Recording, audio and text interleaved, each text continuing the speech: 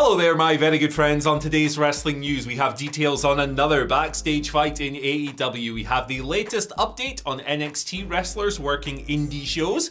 We're going to talk about Dijak's finger a little bit, because why wouldn't we? Look at the bloody thing. And then we're going to give you AEW's backstage reaction to the upcoming House Rules House Show live event tour thing. I'm Andy Murray. I'm Michael Hamflett. And this is the news. Let's kick this thing off by talking about another fight in AEW backstage. It's not as grandiose. It's in the past. Everyone seems to have moved on, but, you know, juicy nonetheless. Fightful Select came through with this report over the weekend. Who was scrapping last year backstage in AEW that wasn't the Elite and CM Punk?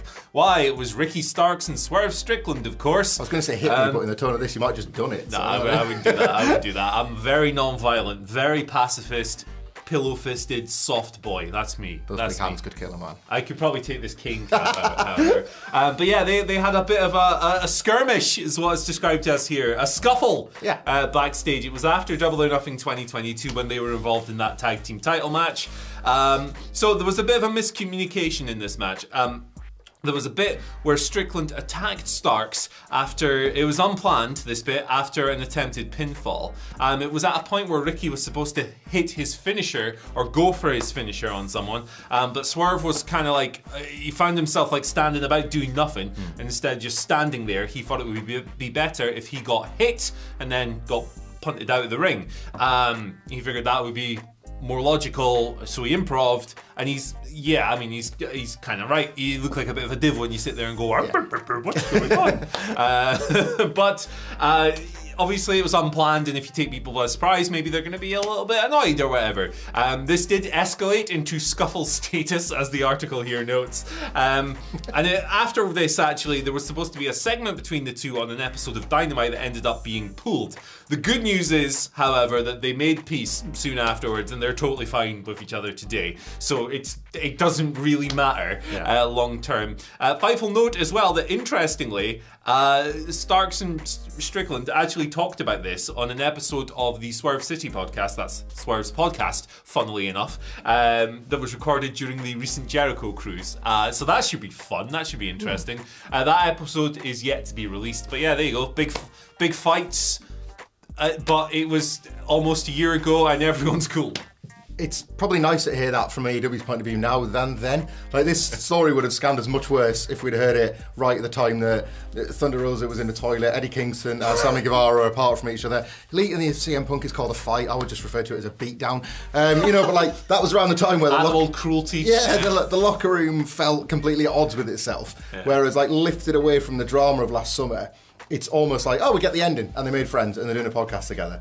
This is a nicer way to hear of people hitting each other at work. Like, if you're going to get a version of it, get this one instead. It's how it should be. You have you have an argument or whatever, you just bury it. Like, wait until everyone's calmed down. You want to see girls on the lists when the cameras go off. Oh man, it's we beat the dog out of each other. No offense, Larry. Bloodbath. We're all wearing makeup to hide the bruises because we're just idiots.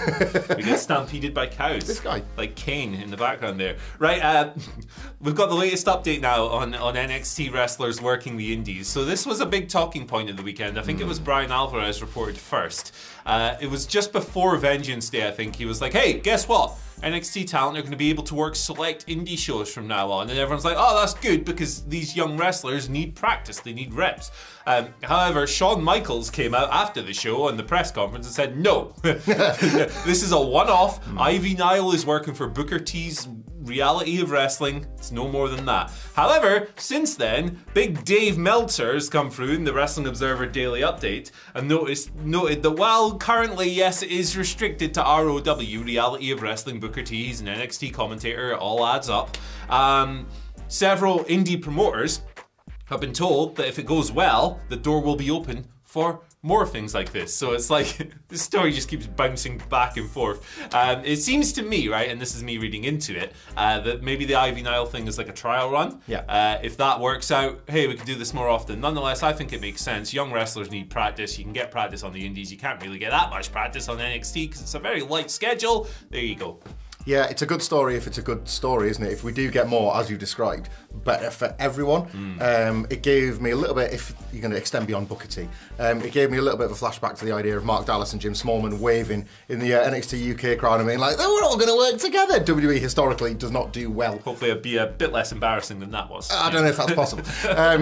But like, I wonder if like Dave and Brian just saw that wrestlers were working level up and didn't even know that was an NXT show because nobody else does. So maybe they just assumed that was another indie. No, a wrestler's working for Booker T's show and he's a commentator in NXT. It's WWE. It's probably feels smart to pump the brakes first and then be surprised when people show up in other indies, doesn't it? Yeah, exactly. So bring back Evolve, I say. Gabe's back. Why not? Yeah. Let's do it. Sure.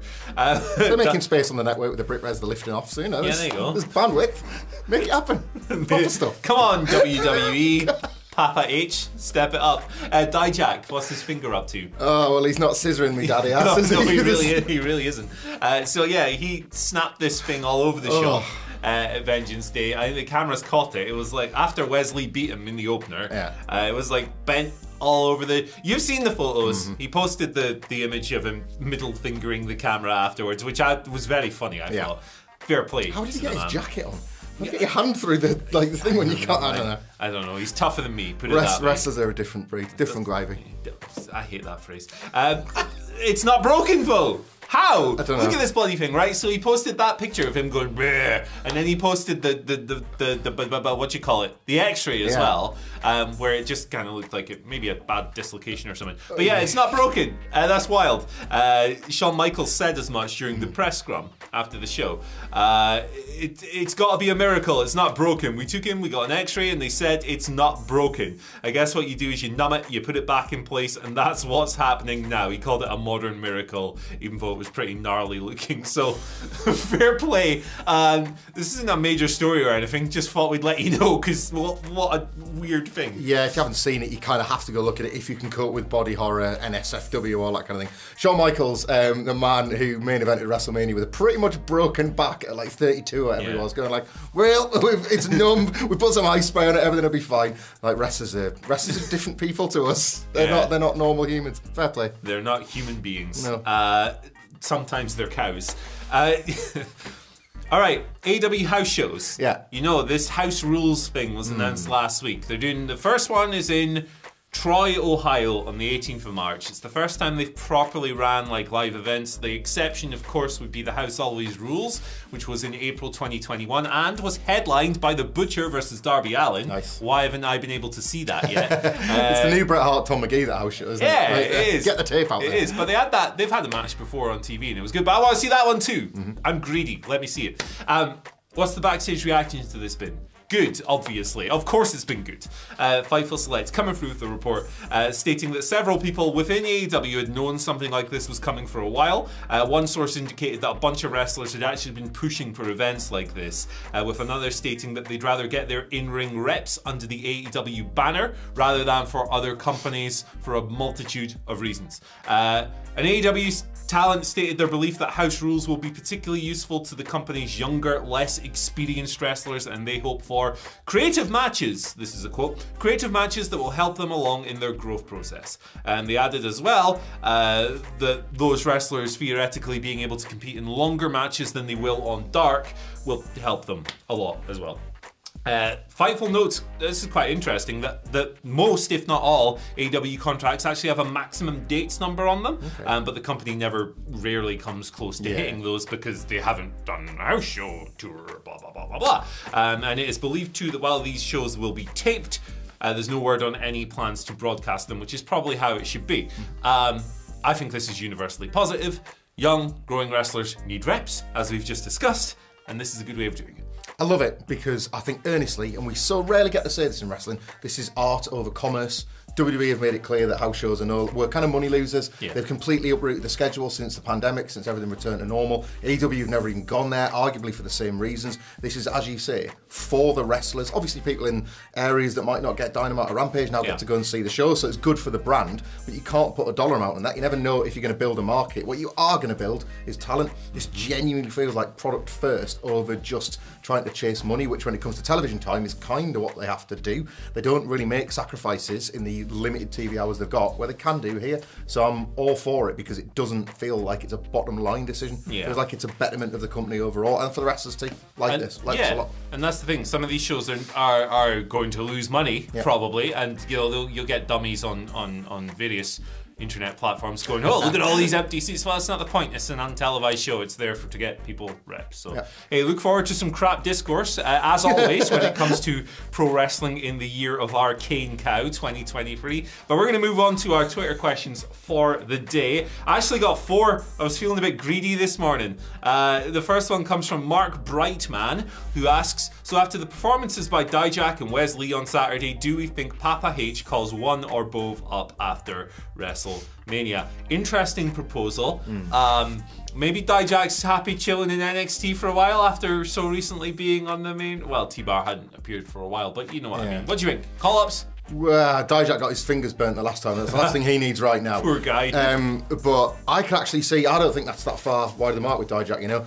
The match with Wesley was very much for the both of them, but Wesley as retaining champion feels like he's got more to do on NXT. Dijak, by losing that match, now has to build himself all the way back up. He's a big guy. There's a little bit less time on his clock, and Triple H was the guy that loved him so much in NXT, is now up there, like on Raw, SmackDown. So maybe him, maybe not so much Wesley. I don't think so. He feels like more of a project that they might try and persist with a little bit longer. Shawn Michaels recently said he doesn't know. I don't believe him, but he said he doesn't know when he's going to have his talent or when he's not. And Triple H has asked them. It doesn't strike me that they'd not speak about that, but yeah, I don't believe him. No, me neither. Wesley's done really well, I think, since his very stupid tag team partner left the company after that boneheaded decision he made several years ago kind of came out in the public. He's done, I figured he would struggle a little bit, not because he's not excellent, because he is, but because he was such a tag team guy for so long, but he's done extremely well. Dijak's very, very great. T-Bar was an abomination. I'm glad he is no longer that. Yeah, maybe we'll see them on Raw or SmackDown soon. Andrew Richardson asks, howdy gents, with Sami versus Roman taking place in Montreal, does Roman get the clean win or with shenanigans? Also, will this be the hottest WWE crowd since Cena Punk Money in the Bank? I'm going to answer this real quick. Yes, I think it will be the hottest WWE crowd since Money in the Bank 2011, which is one of the greatest wrestling crowds of all time. I wasn't there, but through the TV, it sounds like that. My idea for the finish for this match is simple. It's not really simple, it's kind of complex, but yes, shenanigans. I think they should do a dusty finish. I think Sami Zayn should win the belt. I think you should have that big cathartic moment where Sami somehow pins Roman. Maybe Roman gets, like, accidentally spears Heyman or something. Gets the pinfall, everyone thinks he's won. Oh my god, ticker tape, blah, blah, blah. Montreal's buzzing. Nah, Roman's foot was just under the rope. We go back and then Roman wins because Sami has an adrenaline dump. I think that'd be the ultimate heartbreak. It would also show some cracks emerging in the Tribal Chief and the Bloodline ahead of WrestleMania, where he will lose both belts to Cody Rhodes. I can't top that, nor would I want to with this same Jey Uso prediction that we're all making, which would be fine, but everybody's kind of made that assumption that Jey is going to make that dreaded choice on the night, but I like that too. Yeah, lots of good options with this match, I think. There's not many bad ones. Maybe a squash would be bad, but they're obviously not going to do that. So. The near fall, like the Blue Thunder Bomb 2 count is going to be unbelievable. Oh boy. John Harrison, he of guitar, asks, hello John, good morning boys. If the AEW House Rules Tour, I can't speak, is a success and the company beginning a more rigorous house show schedule, do you think the style of on-screen action will change? Have a great day, peace and love. It should get better.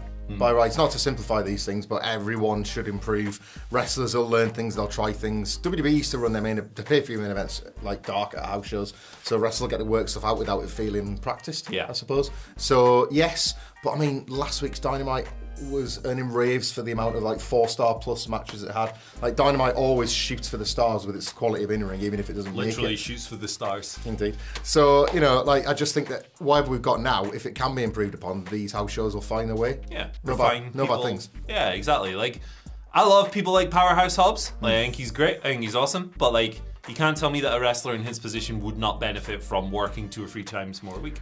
Athena did it on Dark and Dark Elevation. Like imagine, like her development came from Dark and Dark Elevation. Trying out characters. Yeah, imagine what you could do without even the pressure of the YouTube cameras. Boom, let's do it. Our final question of the day comes from Ryan King. I've realised I've kind of spoiled the finally here as well, because I'm dumb. But Ryan asks, a question to go with the art. Once the Sammy smoke clears, should the Bloodline continue to have a revolving outsider slot where members can come and go based on the storyline, like the Professor of Defense against the Dark Arts? What do you reckon? Revolving door? No, because I don't... Crazy Town? I don't think...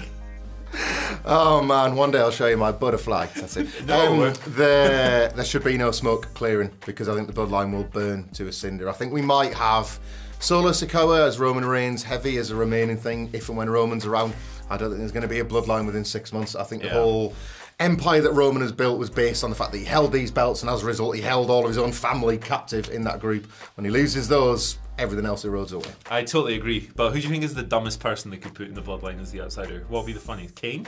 Kane would be good. Kane would be funny. I don't think he's dumb, but I'd love the idea that like Madcap Moss comes in as a jester type figure that they're just desperate for some light relief after a terrible WrestleMania. He gets the straps back, but he makes them out of, are they called lay? Yeah. Why the hell not? We've booked it. There we go. Madcap Moss is in the flipping Judgment Day. Right. Yeah, all the Judgment Day. Join the Bloodline. Yeah, me, new flipping Bloodline. Purple lays. Ryan King also sent us our final day. Thank you, Ryan. Sent us many great arts. Over the years. Happy Monday, totally legit wrestling journalists. I love it when people call us that. Which obviously we're not, but it's funny.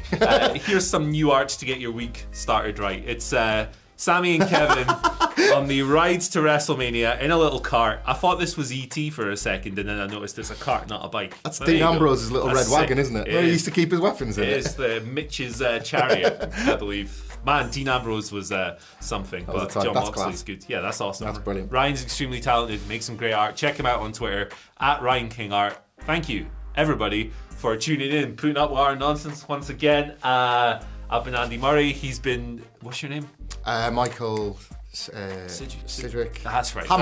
That's right. This is the Cane Cow, back on the scene, crispy and clean, gigantic, ripped, roided up, and shoot better than the real Kane ever was. Probably introducing some pretty problematic policies in Knoxville County, Tennessee. The cows are going to die. Yeah, all of them are going to get absolutely beefed. Get it? That was taken in 2020 when Cane Cow was absolutely fine with mass gatherings. You can follow us on Twitter at WhatCulture WW. You can follow Gavin at Michael Hamflett. And you can follow me at Andy H. Murray. The H stands for Hoop 12, the Lost Hoop.